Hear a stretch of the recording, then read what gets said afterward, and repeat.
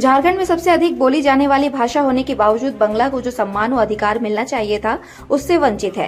बांग्ला भाषा के पठन पाठन की व्यवस्था दुरुस्त हो तथा स्कूलों में इसकी पढ़ाई प्रारंभ हो, इसके लिए कई बार गुहार लगाई गई। बंगाल क्लब में आयोजित संवाददाता सम्मेलन में बंग उत्सव समिति के अध्यक्ष अचिंतम गुप्ता ने यह बातें कही।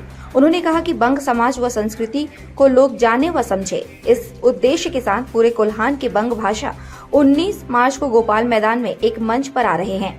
श्री लीडर्स बंग उत्सव में गांव से लेकर शहर तक 1 लाख से अधिक बंग भाषियों का जुटान होगा, जो बांग्ला भाषा की रक्षा व सम्मान के लिए आवाज बुलंद करेंगे। बंग उत्सव सुबह 10 बजे से रात 10 बजे तक आयोजित होगा।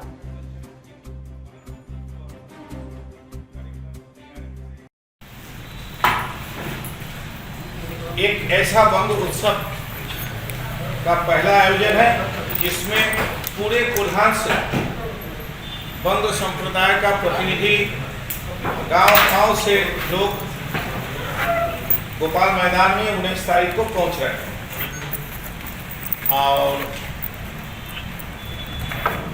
धनबाद, रांची, हजारीबाग से भी लोग आ रहे हैं। लेकिन हम लोग इसको संगठित किए थे कोल्हान।